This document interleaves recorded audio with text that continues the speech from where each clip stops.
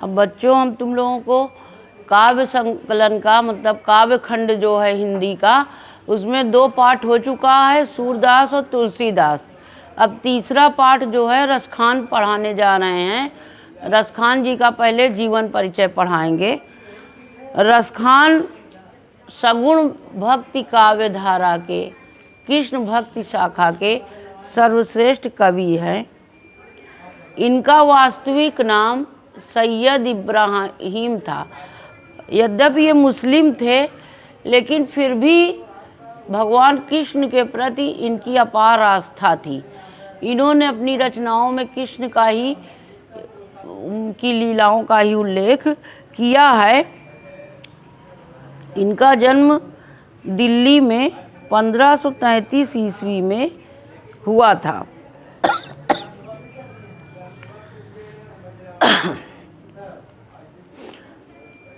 इनका कुछ विद्वान इनका जन्म जो है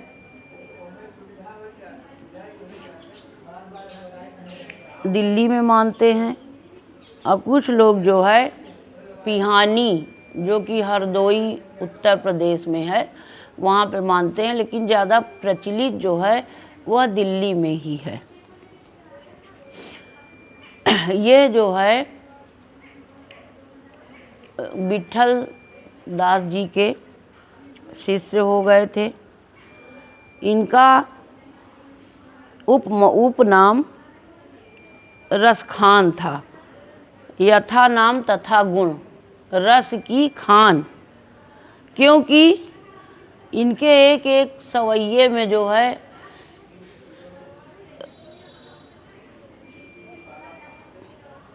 एक एक सवैये इनके जो हैं वो वास्तव में रस की खान है।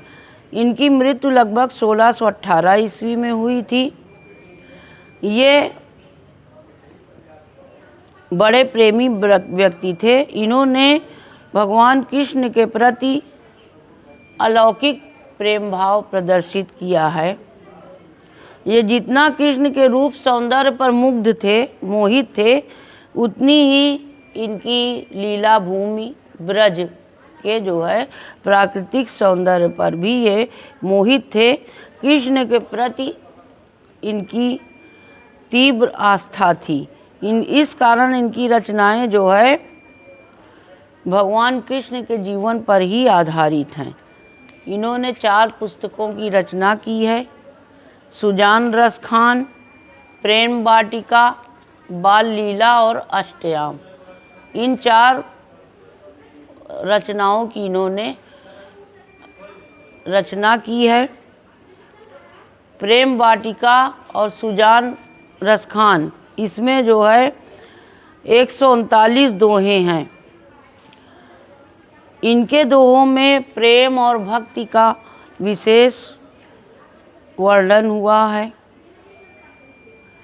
इनकी मुक्तक छंद शैली है और इन्होंने अपनी रचनाओं में ब्रज भाषा का प्रयोग किया है। ज़्यादातर रचनाएं इनकी ब्रज भाषा में हैं। इनके रचनाओं में अनेक, जैसे यमक हैं और अनुप्रास हैं, इन सब अलंकारों का विशेष प्रयोग किया गया है। माधुर्य और प्रसाद गुण भी हैं।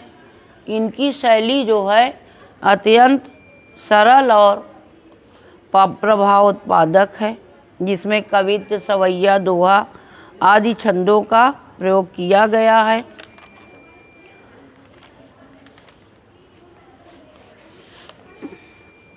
अब सवैये जो इन्होंने रचना की है, तो वो जो हमारे काव्य संकलन वाली बुक में हिंदी के दिया हुआ है, उसका वर्णन करते हुए कहते हैं कि पहला है दोहा, मानुष हों तो वही रसखान, बसों ब्रज गोकुल गाँव के ग्वारन, जो पशु हों तो कहा बस मेरो, चरों नित नंद की धेनु मझारन, पाहन हों तो वही गिरि को, जो धर्यो कर छत्र पुरंदर धारन, जो खग हों तो बसेरो करो, मिली काल इंदि कूल कदम्ब की डारन।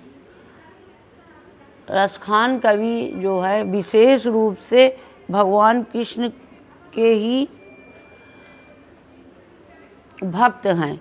इन्होंने जो है इसमें कृष्ण भगवान के सुंदर स्वरूप का दर्शन किया है और वह हर प्रकार से कृष्ण की समीपता प्राप्त करना चाहती हैं। इसी चीज़ का वर्णन इस दोहे में हुआ है। कहते मानुष हों तो वही रसखान। रसखान जी कहते हैं कि यदि मनुष्य के रूप में मेरा जन्म हो तो बसो ब्रज गोकुल गांव के ग्वारन। तो मैं ब्रज और गोकुल गांव के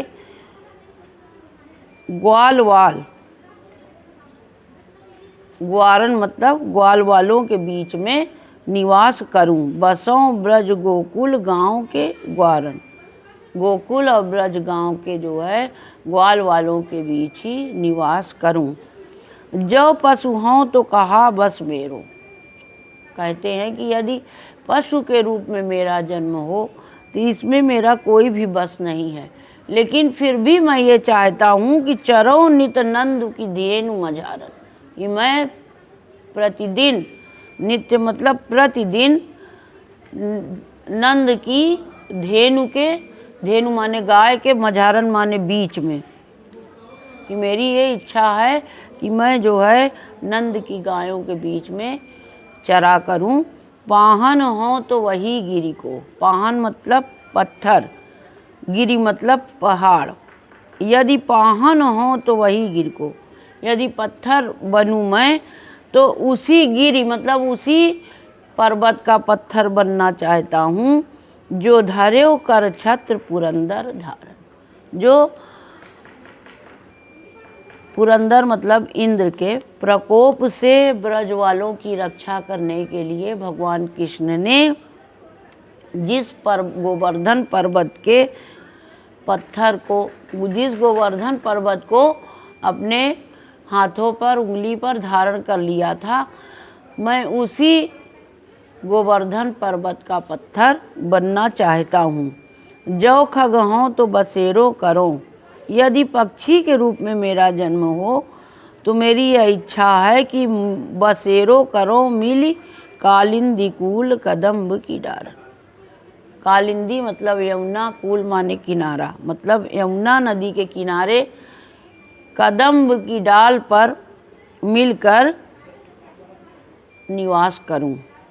मतलब यदि खग मतलब पक्षी के रूप में मेरा जन्म हो तो यमुना के किनारे कदम की डालों पर मिलकर निवास करूं। इसके बाद दूसरा है आज गई हो तो, आज गई होती भोर हियों रस खान रही वही नंद के भौनई। वाको जियो जुग लाख करोड़ जसोमति को सुख जात कहो नहीं। तेल लगाई लगाई के अंजन भौहें बनाई बनाई डिठौनई। डारी हमेलन निहार निहारत वारत ज्यों चुचकारत छौनई। एक सखी दूसरी सखी से कहती है कि वो सुबह के समय नंद जी के घर जाती है तो वहाँ यशोदा जी अपने बालक कृष्ण को मतलब नहला धुला रही हैं, ये सब चीज़ कप वस्त्र पहना रही हैं, तैयार कर रही हैं। तो ऐसी स्थिति में जब वो पहुँचती है तो उनकी मतलब बाल लीला जो कृष्ण भगवान की है उसको देखकर यशोदा का जो उस समय यशोदा जी को जो सुख मिल रहा था उसका वर्णन करते हुए वो अपने एक सखी से कहती है कि आज गई होती भोर ही हूँ।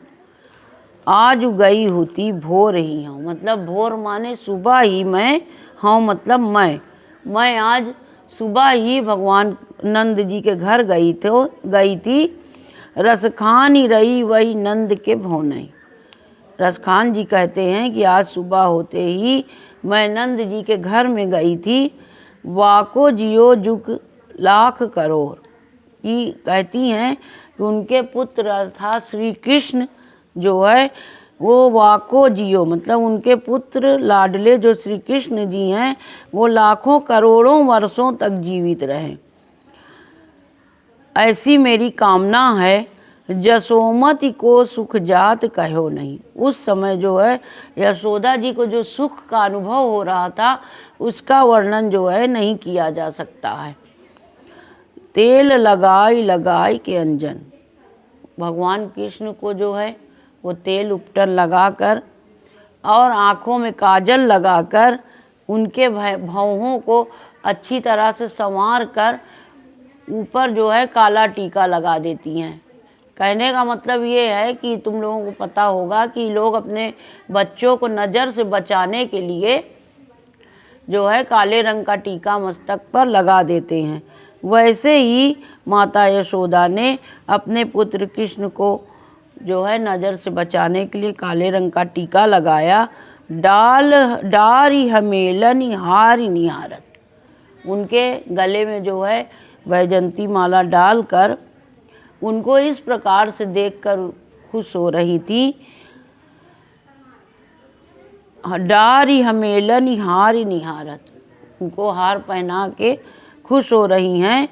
वारत ज्यों चुचकारत छोड़े, उसमें जो है वो अपने आप को न्यौछावर कर दे रही थी। इतना प्रसन्नता उनको मिल रही थी भगवान कृष्ण की सुंदरता को देखकर कि वह अपने आप को उनकी सुंदरता पर न्यौछावर कर रही थी। ज्यों चुचकारत छोनी, जिस प्रकार से आदमी अपने पुत्र को जो है पुचकारता है, खिलाता है, प्यार करता है, उसी प्रकार से माता यशोदा भी भगवान कृष्ण की सुंदरता पे स्वयं को न्यौछावर कर रही थी और उन्हें अपने पुत्र के समान प्यार कर रही थी। इसके बाद है तीसरा वाला, धूरी भरे अति सोहत श्याम जू, तैसी बनी सिर सुंदर चोटी, खेलत खात फिरै अंगना, पग पैजनी बाजती पीरी कछोटी, वा छवि को रसखान बिलोकत, वारत काम कला निधि कोटि, काग के भाग बड़े सजनी, हरिहाथ सुलह गयो माखन रोटी।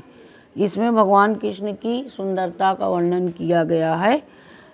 रसखान कवि कहते हैं कि धूरी भरे अति शोभित श्याम जो, भगवान कृष्ण जो है धूल से भरे हुए अत्यंत सुशोभित हो रहे हैं।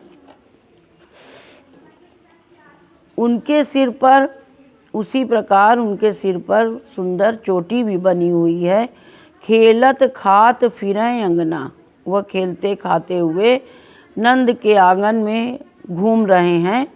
पग पैजनी बाजती पीरी कछोती, उनके पैर में जो है पैजनी मतलब पायल बज रही है, पीरी मतलब पीली, कछोटी मतलब कच्छा, जो पीले रंग का जो है कच्छा पहने हुए हैं। वाह छवि को रसखान बिलोद कथी, तो रसखान जी कहते हैं उनकी उस सुंदरता को देखकर वारत काम कला निधि कोटि, कामदेव जो है अपने करोड़ों कलाओं को भी न्यौछावर कर दे रहे हैं। अर्थात उनकी सुंदरता इतनी अधिक है, कहा जाता है कि कामदेव बहुत सुंदर हैं, लेकिन उनकी भी सुंदरता भगवान कृष्ण की सुंदरता के आगे उस समय फीकी पड़ रही थी। काग के भाग बड़े सजनी, हरिहाथ सुले गयो माखन रोटी। कवि कहते हैं कि काग के भाग बड़े सजनी, कि हे सखी उस कौवे के भाग की कितनी सराहना की जाए। अर्थात वह कौवा जो है वह बहुत ही भाग्यशाली है जो हरि हाथ, हरि मतलब भगवान कृष्ण के हाथ से माखन और रोटी जो है छीन कर ले गया। इसमें जो है भक्ति रस है, अनुप्रास रंग है, रस है, अनुप्रास अलंकार है, भक्ति रस है और गुण जो है माधुर्य है। इसी प्रकार तुलसीदास जी ने भी कहा है, जिस समय जैसे धूल भरे हुए भगवान रसखान जी ने रचना की, उसी तरह से तुलसीदास जी ने भी अपनी रचना में कहा है कि अति सुंदर सोहत धूरी भरे, छवि भूरी अनंग की दूरी धरे। मतलब जिस प्रकार से इसमें जो है रसखान अपनी करोड़ों कलाओं को जो है न्यौछावर करते हैं, उसी तरह से भगवान तुलसी जी की रचना में भी भगवान राम की सुंदरता पर जो है कामदेव अपनी करोड़ों कलाओं को न्यौछावर कर रहे हैं।